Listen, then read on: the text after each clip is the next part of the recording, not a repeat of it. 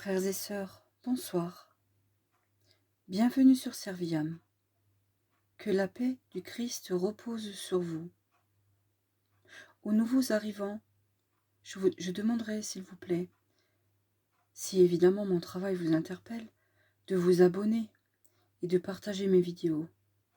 Ainsi, cela m'aidera à porter du bon fruit. D'avance, je vous remercie, parce que j'ai remarqué que plus de 50% des personnes qui regardent mes vidéos ne sont pas abonnées à cette chaîne. Et comme je ne monétise pas de vidéos, comme je n'ai rien à vendre, YouTube ne me référence pas aussi facilement. Et j'ai besoin d'avoir plus d'abonnés pour pouvoir être plus proposé par les algorithmes. Voilà.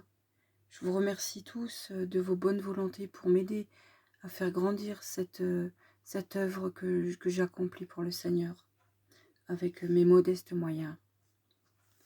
Voilà, ceci étant dit, je vous remercie.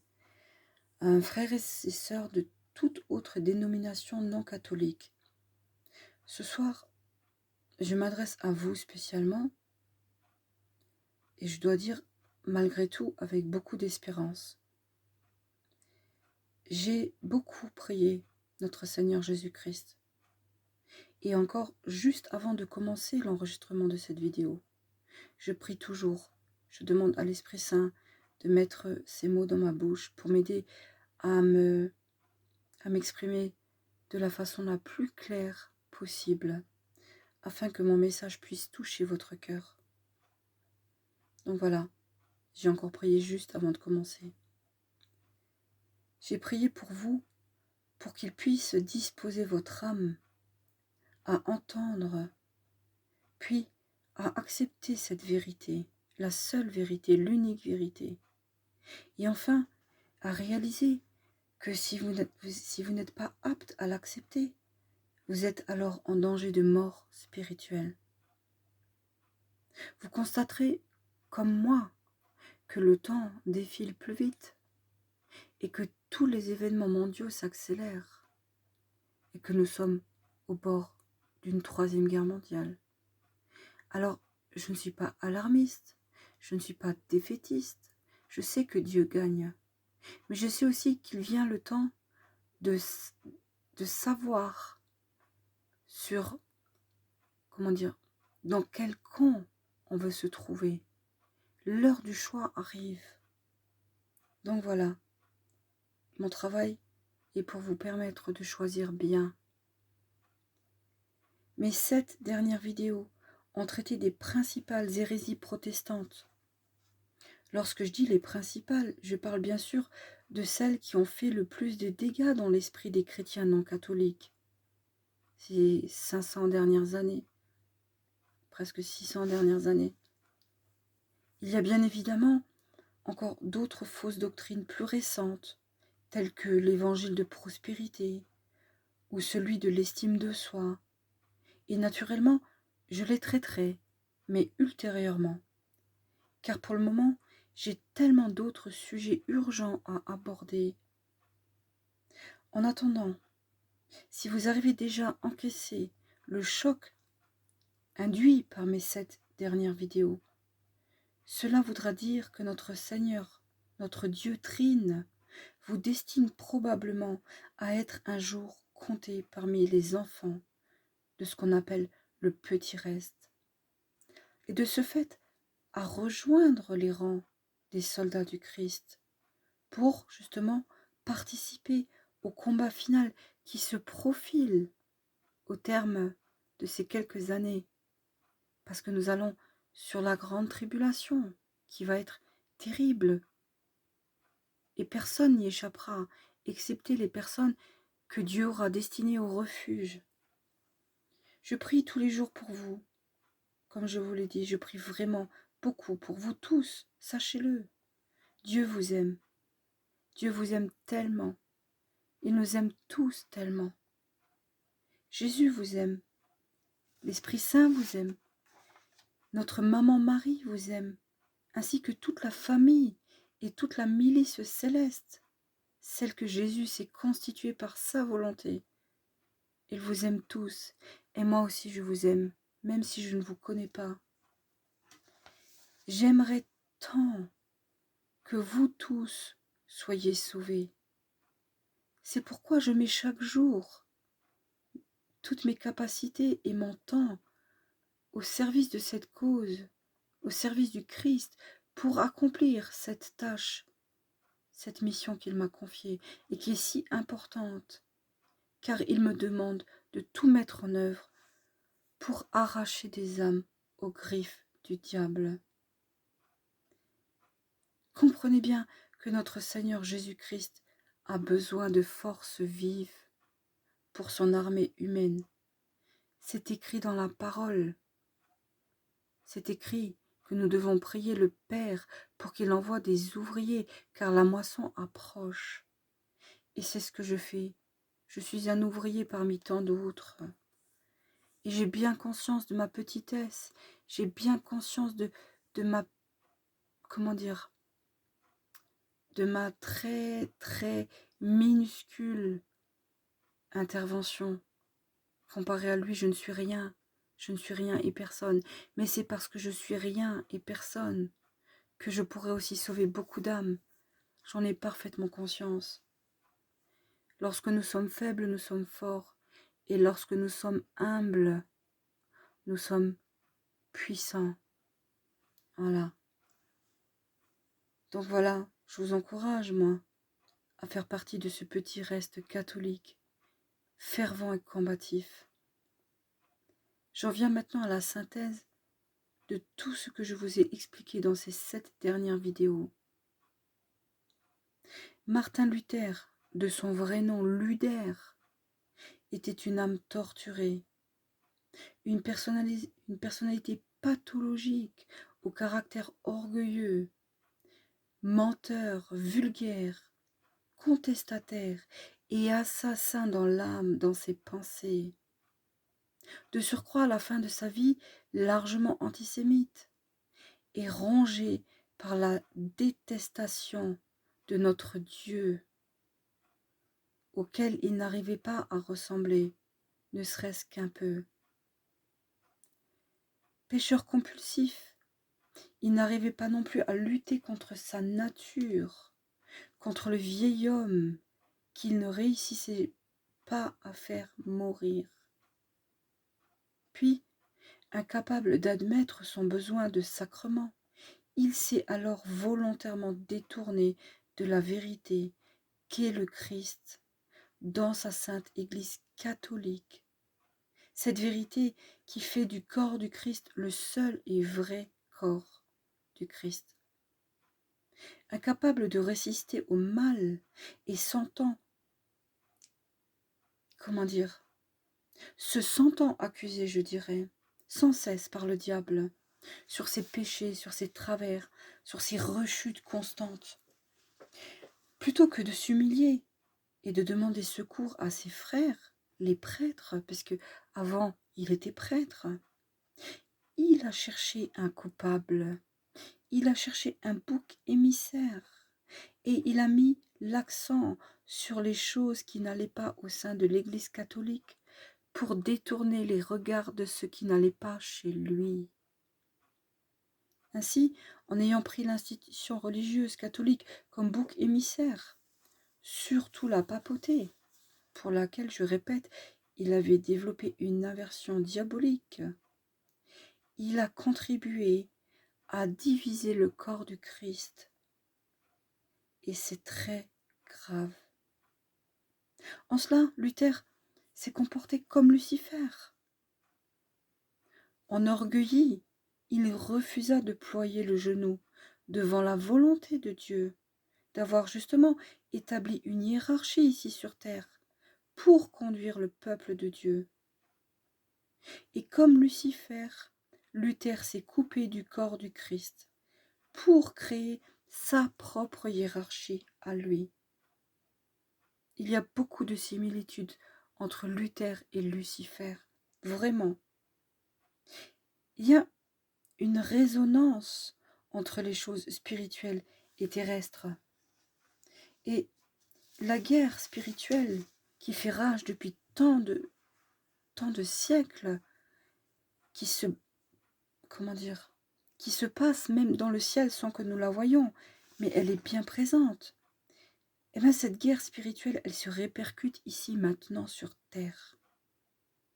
Oui, il y a un réel combat entre les forces du bien et les forces du mal. Et il y a une résonance ici sur terre. Nous le voyons tous les jours. Tout se met en place pour ce combat final. Cette guerre spirituelle qui a commencé le jour du refus de Lucifer, de ployer le genou et de servir l'homme, cette guerre a poussé les anges déchus à corrompre les hommes de Dieu, puisqu'ils sont la cible numéro 1 et que c'est par leur corruption qu'on peut réussir à corrompre des milliards d'êtres humains. C'est ce qui est arrivé à Luther. Et c'est ce qui est en train d'arriver à un grand nombre de prêtres aujourd'hui dans l'Église catholique. Mais elle n'en demeure pas moins le corps du Christ. Voilà, je reviendrai sur ce sujet ultérieurement. Donc voilà, Luther a été corrompu par un grand orgueil qui l'a poussé à créer ses propres doctrines, tout comme Satan a créé ses propres règles. Pour égarer un maximum d'âmes, il a tout d'abord détourné les Écritures saintes pour porter atteinte à la sainte doctrine catholique, avec ses 95 thèses. Il a été excommunié, mais ça ne l'a pas arrêté. Ensuite, il a été à l'origine de plusieurs fausses doctrines, subtilement justifiées par quelques mensonges parmi des vérités. C'est ainsi que fonctionne l'adversaire. Il utilisera la vérité dans laquelle il sèmera quelques graines de mensonges et ça passera inaperçu. Et petit à petit, année après année, modification après modification, eh bien la vérité n'est plus ce qu'elle était. Elle devient mensonge. Voilà. Alors voilà, les Écritures ont évolué à son avantage et elles ont même été amputées. Je parle maintenant des versions protestantes des Bibles. Je ne parle pas des éditions catholiques qui, elles, demeurent encore intègres et entières. Mais Luther ne s'est pas arrêté là. Il a aussi fait en sorte de semer la confusion dans l'esprit de millions de catholiques. En inventant, par une manœuvre sournoise. Oui, une manœuvre très subtilement sournoise. Ces 5 doctrines qui sont les plus délétères pour le salut, à savoir le sola scriptura, l'écriture seule, le solus Christus, Christ seul, le sola fide, la foi seule, le sola gratia, la grâce seule, et enfin le soli gloria Deo, la gloire de Dieu seul.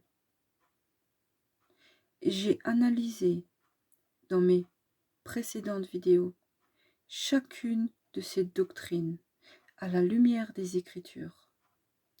Et je le précise, car c'est très important, avec l'éclairage de l'Esprit Saint, dans la tradition apostolique, et le constat est sans appel. Sola Scriptura vous a convaincu que seule la Bible fait autorité en matière d'enseignement. Or, je vous ai prouvé, toujours la Bible à l'appui, que la tradition orale et l'Église du corps du Christ faisaient un seul avec l'Écriture, et qu'ils étaient donc tous les trois indissociables. Sola Scriptura est donc fausse. Solis Christus vous a convaincu que seul Christ compte. Or, je vous ai prouvé que lui seul est sauveur, comme vous l'avez dit et comme je le pense, mais un grand mais majuscule, qu'il a voulu et créé à la fois toute une famille et toute une milice céleste et toute une hiérarchie au ciel qui œuvre avec lui et pour lui. Donc non, pas Christ seul. Solus Christus est faux. Christ est accompagné d'une multitude d'âmes sacrées, d'âmes saintes, sanctifiées, qui sont vivantes avec lui au ciel. Et ils sont tous nos frères et nos sœurs, et ils veillent de là où ils sont, ils prient pour nous, ils intercèdent pour nous, et ils demandent protection et miséricorde pour nous. Voilà. Enfin, je vais passer sur le thème du sola fide. Ce dernier vous a convaincu que seule la foi sauve. Or, je vous ai démontré là encore une fois que la foi sans les œuvres est morte et que les deux sont aussi indissociables. Sola fide est donc fausse. Concernant le sola gratia, celui-ci vous a convaincu que seule la grâce de Dieu compte. Or, là aussi, je vous ai démontré que le sacrifice de Jésus est conditionnel de la sainteté ardemment recherchée et de la justice et de la piété. Voilà. La grâce ne peut donc opérer que chez ceux qui réussissent à appliquer la sagesse, la justice, la piété, la purification, ainsi que le zèle pour les bonnes œuvres. Le sola gratia est donc fausse. Le dernier des 5, le soli gloria deo, vous a quant à lui convaincu que seule la gloire revient à Dieu. Or, je vous ai démontré de façon simple, claire et concise que la gloire revient aussi à l'être humain, par la volonté du Dieu, qui donnera aux noces de l'agneau la même gloire à l'épouse de Christ que Christ. Donc, soli gloria deo tombe est fausse. Elle est fausse.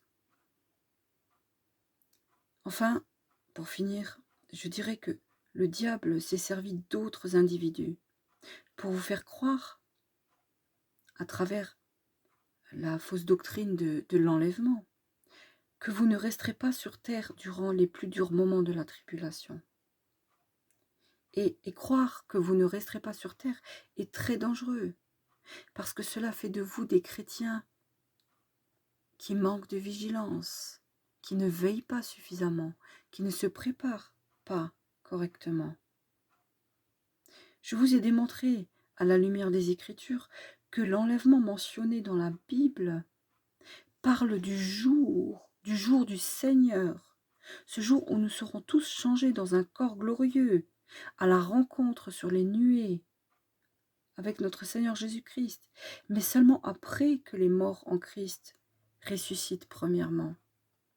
Les morts ressusciteront pour la gloire, et les morts sans Christ ressusciteront pour la honte et l'opprobre éternel.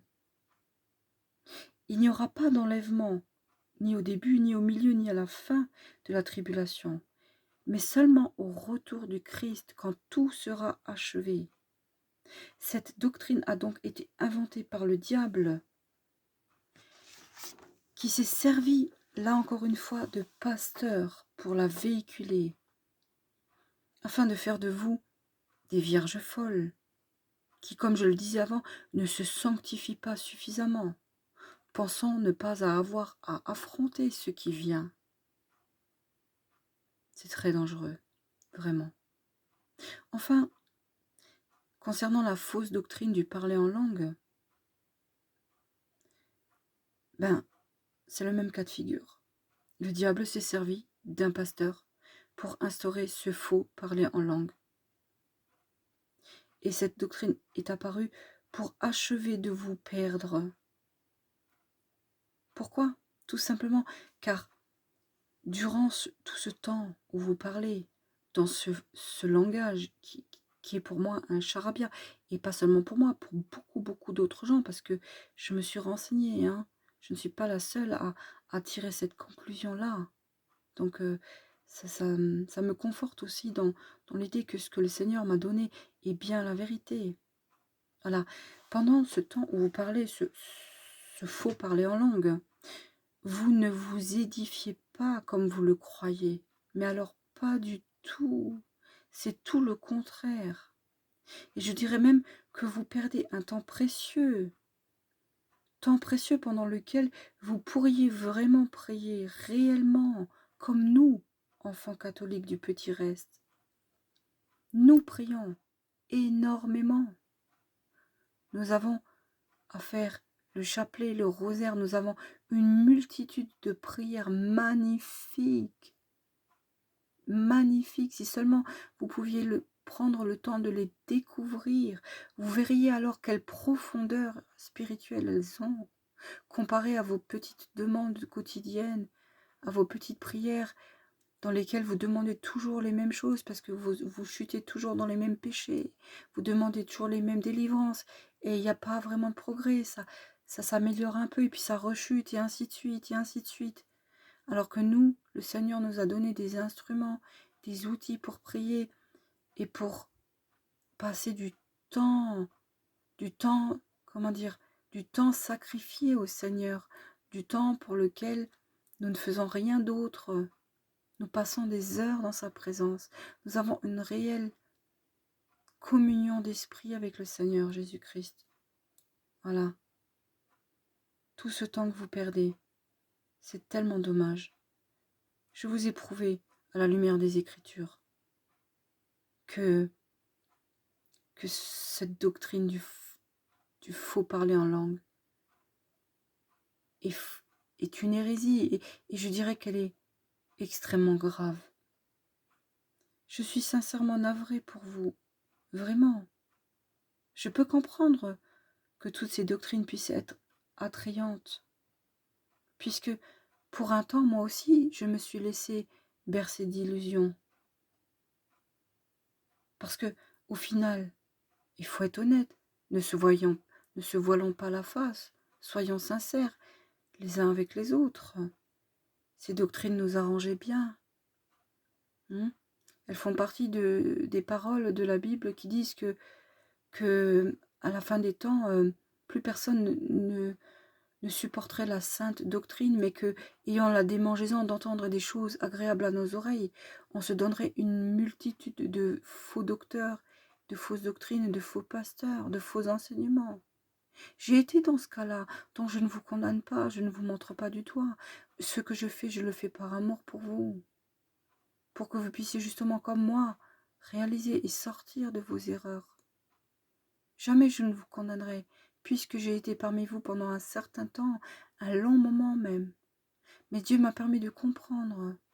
Et alors je voudrais faire ça pour vous aussi, par sa grâce, avec son accompagnement. Voilà. Et je peux vraiment comprendre que ces doctrines aient été attrayantes. Mais en persistant à y adhérer, je dois vous le dire, vous courez au-devant d'amères déceptions, d'une part, et de constats tragiques. Car lorsque le moment fatidique viendra, vous serez confus, vous serez dans la panique. Et alors, que ferez-vous? N'oubliez pas que les 3 dernières années et demie de tribulation vont être horribles. Et je ne dis pas ça pour être un oiseau de mauvais augure, je ne fais que répéter ce qu'il y a dans la Bible. Sachez que l'Antéchrist ne fera pas de quartier. Ce sera ou les refuges ou la mort. Voilà. Alors, certes, on ne doit pas avoir peur de mourir pour Christ. Mais si on peut vivre pour témoigner de tout ce qu'il a fait, c'est bien aussi. Après, lui seul sait. Moi, je vous dis honnêtement, que j'aille dans le refuge ou que je meure en martyr, ça m'est égal. Parce que je suis arrivée à un stade spirituel tellement plus haut que ce que j'aurais même pu imaginer dans ma vie, que plus rien ne me fait peur. Je suis prête à tout encaisser, puisque je sais de toute façon que de l'autre côté c'est merveilleux. Voilà. Bon, j'ai un peu digressé, ça m'arrive souvent, je suis navrée, mais bon, j'ai tellement de choses à partager avec vous. Si je pouvais vous livrer mon cœur pour que vous puissiez le ressentir comme je le vis, vous comprendriez alors. Voilà, je reviens sur le sujet. Le protestantisme, ainsi que toutes les dénominations dérivées, ne sont que des outils du diable pour diviser le corps de Christ, afin de l'affaiblir et de provoquer la discorde. Là où il y a division et discorde, il y a orgueil et rancœur. Tout ce qui ne relie pas divise.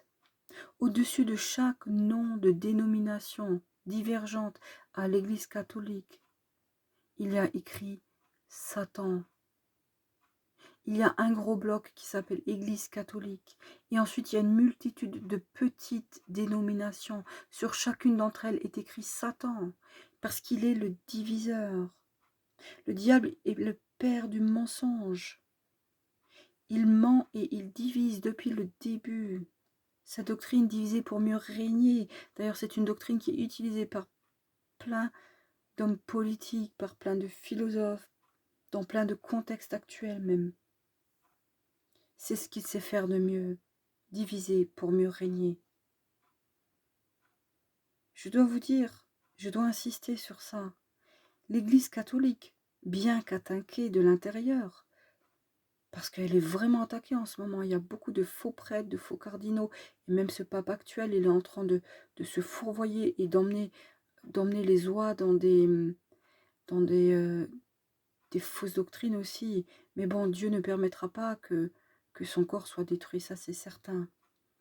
Donc l'Église catholique, bien qu'attaquée de l'intérieur, n'en demeure pas moins le véritable corps du Christ. Voilà, frères et sœurs protestants, évangéliques, néo-apostoliques, baptistes, anabaptistes, pentecôtistes et j'en passe. Tout ce que je peux vous conseiller vraiment, c'est d'accepter, de vous humilier, tout comme Jésus s'est humilié au point de naître dans une mangeoire, au point d'être flagellé, au point d'être crucifié, d'être blasphémé. Il a dit lui-même que celui qui veut être le plus grand doit se faire le plus petit. Alors, comprenez bien ça, que vous, dans vos doctrines et dans vos dénominations, vous êtes persuadés que vous avez trouvé la vérité et que vous valez tous mieux que nous, les catholiques. Mais nous, les catholiques, nous ne disons pas et nous ne pensons pas que vous valez moins bien que nous. La preuve en est, c'est que nous essayons de vous faire revenir. C'est parce que votre âme a autant de prix que la nôtre. C'est parce que nous vous aimons autant que si vous étiez déjà de nos frères catholiques. Revenez, revenez, que Dieu vous donne l'intelligence du cœur. Cette intelligence qui vous permettra d'éradiquer une fois pour toutes l'orgueil que vous pouvez encore avoir, même si vous pensez ne pas avoir d'orgueil. Il y en a encore. Aussi longtemps que vous n'accepterez pas de tout perdre pour le Christ, vous aurez de l'orgueil. Il vous faut apprendre à faire grandir l'humilité qui est encore en vous, afin de revenir parmi les vierges sages. Réalisez qu'en adhérant aux églises divergentes, vous vous êtes privé du corps et du sang du Christ depuis tellement d'années, alors que c'est une protection absolue. Vous vous êtes privé du pardon de Dieu. Confesser vos péchés comme ça ne sert de rien. Vous devez recevoir l'absolution par un prêtre qui a reçu ce pouvoir directement de Jésus. C'est biblique. Vous vous êtes privé des sacrements qui donnent l'énergie et la force spirituelle pour tenir bon dans les orages et dans les tempêtes, dans les ouragans et dans les terreurs qui vont venir. Réalisez que ne pas prendre ces sacrements, ne pas aimer Maman Marie, ne pas l'accepter en tant que la mère de notre Seigneur Jésus-Christ, qui est différente de nous autres êtres humains. Elle n'est pas qu'une sœur humaine, elle est bien plus que ça. Ne pas l'aimer fait de vous des chrétiens facilement attaquables.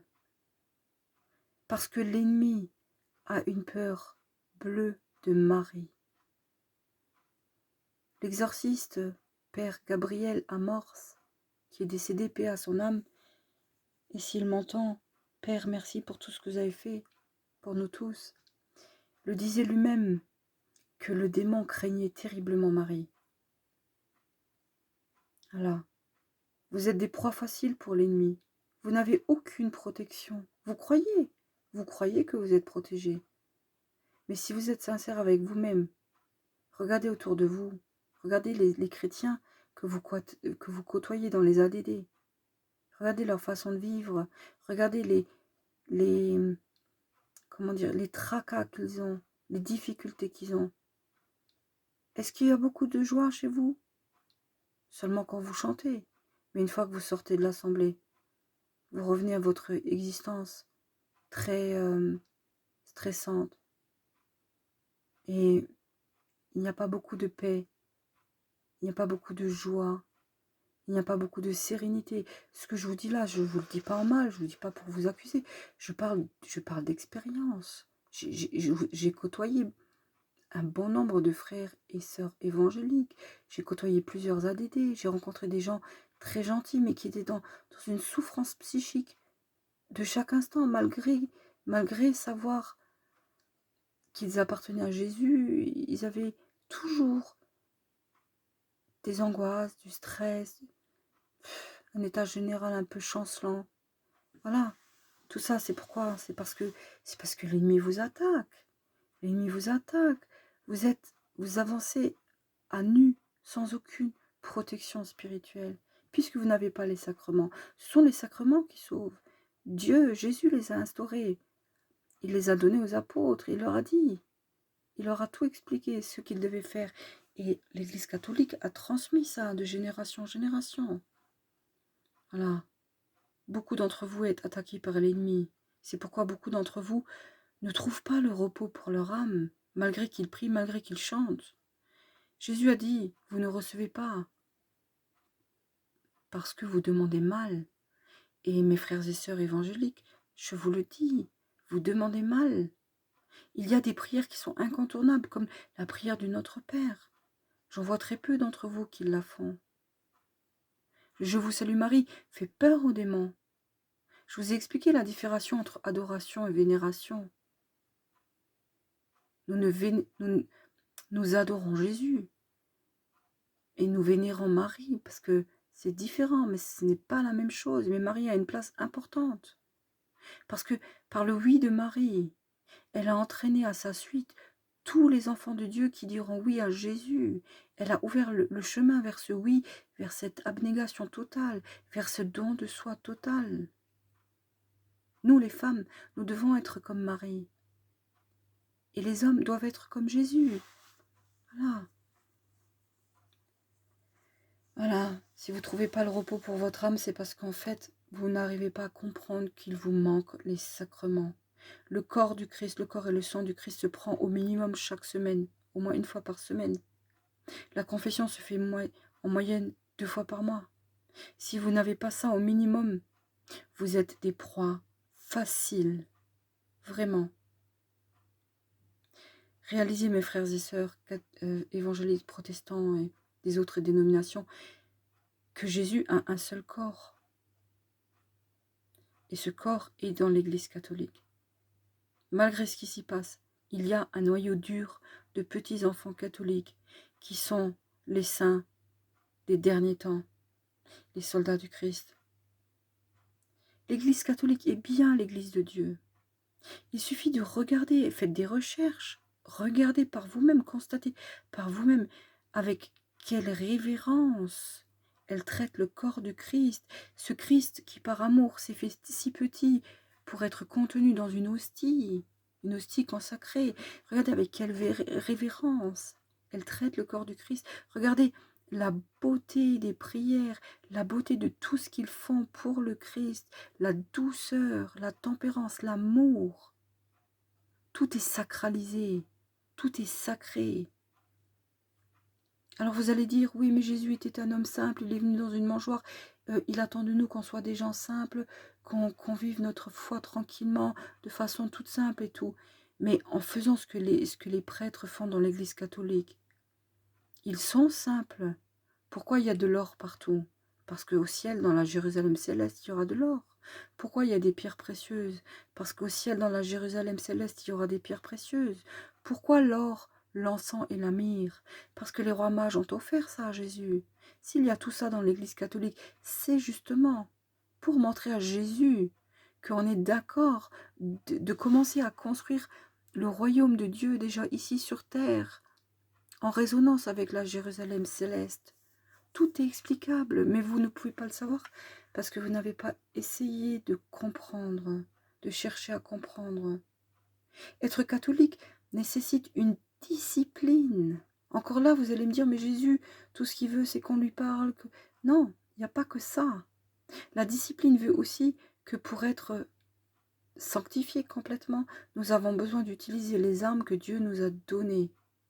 Et l'Église catholique est dépositaire de ces armes, autant qu'elle est dépositaire de la foi et de la sainte doctrine. Voilà. Oui, regardez la révérence, regardez la révérence, regardez la beauté. Vous allez dire, oui, c'est écrit dans la Bible qu'il ne faut pas construire de monuments. Mais c'est faux. Déjà au temps de Jésus, les Juifs construisaient des temples. Et Jésus n'a rien eu contre ces temples. C'est pas le problème des monuments. Quand il parle de monuments, ce sont des monuments. Il faisait référence aux monuments païens. Bien sûr que les églises sont magnifiques, elles sont à la gloire de Dieu. Toutes ces personnes qui ont donné leur vie pour les construire, qui ont tout donné, qui ont donné leur argent, leur temps, leur sueur pour construire ces merveilles. Là où l'Esprit Saint est, l'homme est capable de faire des choses belles. Là où le diable est, l'homme fait des choses moches. Il suffit de regarder certains bâtiments aujourd'hui. Voilà. Enfin, le protestantisme a réussi à faire enlever le Christ de sur la croix, alors que le Christ sur la croix n'est pas une idolâtrie. Le Christ sur la croix montre le sacrifice qu'il a fait par amour pour nous. Le diable refuse tout objet ou toute chose qui pourrait lui faire montrer ce qui est sacré. Ainsi, il a fait enlever le Christ sur les croix, chez vous les protestants. Et puis il est même allé jusqu'à pousser le vice en disant que vous n'avez pas besoin de porter de croix. Il vous a enlevé Marie, il vous a enlevé le corps du Christ, il vous a enlevé la protection des anges. Il vous a enlevé tout pour vous faire chuter, pour vous faire devenir des vierges folles. Et vous êtes tombés dans le panneau. Et encore là, je ne vous accuse pas, je vous le dis parce que moi aussi je suis tombée dans ce panneau. Mais Dieu m'a fait cette grâce d'ouvrir les yeux à temps. Et je le suis tellement reconnaissante que même quand je vous parle assise sur ma chaise dans à mon bureau, mon âme est à plein ventre au sol. Tellement je suis reconnaissante de ce que Jésus a fait pour moi. Il m'a donné ce repos pour mon âme. En dépit de tous mes handicaps physiques, en dépit de toutes mes souffrances physiques, en dépit de tout ce qui va mal dans le monde, je suis dans une paix surnaturelle. J'ai vraiment du repos pour mon âme. Et je suis, comment dire, je suis présente pour plein de mes frères et sœurs évangéliques qui, eux, sont tout le temps dans leur, comment dire, oui, dans leurs angoisses. Ils n'arrivent pas à faire, ils n'arrivent pas à trouver la paix intérieure. Peu importe qu'ils prient, qu'ils aillent au culte, la plupart de ceux que je côtoie n'arrivent pas à trouver la paix intérieure. Je connais des personnes qui sont dépendantes de l'alcool, des femmes, des hommes, j'en connais plusieurs qui sont dépendants de l'alcool alors que ça fait 15 ans qu'ils marchent avec le Christ dans les églises évangéliques et ils boivent toujours. Ils sortent toujours, il y en a qui fument des joints, il y en a qui couchent de gauche à droite. Mais notre Seigneur, quand il fait les choses bien, alors oui, on ne peut pas changer du jour au lendemain, c'est sûr. Il y a des gens qui vont mettre plusieurs années, mais il ne faut pas 15 ans pour être sanctifié. Et après, le péché devient juste un accident. Donc ces personnes-là, elles vont à l'église, elles supplient, elles chantent Jésus, Jésus, Jésus, Jésus, oh je t'aime, Jésus t'es magnifique, Jésus, oh Jésus t'es ma force et tout, d'accord, c'est super. Mais quand ils sortent, ils vont pécher. Et après ils se disent, ouah, c'est plus fort que moi, j'arrive pas. Pourquoi ils n'y arrivent pas? Pourquoi? Parce qu'il leur manque le corps et le sang du Christ que nous devons prendre dans notre corps. Parce qu'il leur manque les sacrements. Parce qu'il leur manque la protection de Maman Marie et des archanges, parce qu'il leur manque le soutien spirituel de la famille céleste, de tous ces saints qui sont vivants. D'accord, ils sont morts ici sur terre, mais leur âme est allée au paradis. Et ils prient, ils intercèdent pour qui demande. Demandez et vous recevrez. Voilà. Je pense avoir fait le tour, mais je crois que je pourrais vous parler pendant des heures. Il y a certains d'entre vous qui accepteront jamais de pouvoir ne serait-ce qu'envisager que ce que je dis est la stricte vérité. Mais n'oubliez pas une chose, c'est que dans le catholicisme, tout est fait pour nous inciter et nous encourager et nous affermir dans la recherche d'une vie pieuse, une vie pieuse de chaque jour. Oui, nous sommes des pécheurs, oui, il nous arrive de pécher. Mais comme je l'ai déjà dit plusieurs fois, le péché n'est plus une habitude de vie. Le péché est un accident pour lequel nous nous humilions, nous nous repentons parce que nous détestons le péché. Alors vous aussi, vous détestez le péché. Mais nous avons les forces, les sacrements qui nous permettent de résister mieux que vous, que beaucoup d'entre vous. Il y a des gens parmi vous qui sont nickel, je ne dis pas, ils sont nickel, ils pêchent presque plus, ils sont bien, mais si peu par rapport à la majorité. Voilà. Frères et sœurs, protestants, évangéliques et de toutes les autres dénominations, que Dieu vous bénisse et vous réveille au plus vite. Enfin, je voudrais prier pour vous, avec vous, qui m'entendez. J'espère que vous serez nombreux à m'entendre. Et si vous êtes touchés par mon message, partagez. Voilà. Au nom du Père, du Fils et du Saint-Esprit. Père éternel, je te loue, je te bénis, je te glorifie. Ton nom est merveilleux et il est glorifié par le sang admirable, si précieux, de ton Fils unique, notre Seigneur Jésus-Christ, qui est notre Seigneur, notre Sauveur et le Roi de l'univers. Permets, Seigneur, qu'à travers la bienheureuse Vierge Marie et avec son très chaste époux, Saint Joseph, avec le concours de tous les saints et de toute la milice céleste, que nos frères et sœurs non catholiques puissent être touchés par ta grâce, et puis être convaincus de péché et d'égarement, de besoin de repentance, de sanctification et d'humilité, et qu'ils puissent revenir vers toi, vers ton corps. Rappelle-les dans le corps de notre Seigneur Jésus-Christ. Voilà, je te le demande pour eux, Seigneur, pour le salut de leur âme et pour le triomphe de la vérité. Voilà. Soyez bénis, frères et sœurs. Notre Père qui es aux cieux, que ton nom soit sanctifié, que ton règne vienne, que ta volonté soit faite sur la terre comme au ciel. Donne-nous aujourd'hui notre pain de ce jour.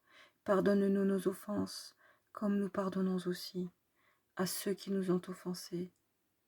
Et ne nous laisse pas succomber à la tentation, mais délivre-nous du mal. Car c'est à toi qu'appartiennent le règne, la puissance et la gloire pour les siècles des siècles. Amen. Je vous salue Marie, pleine de grâce.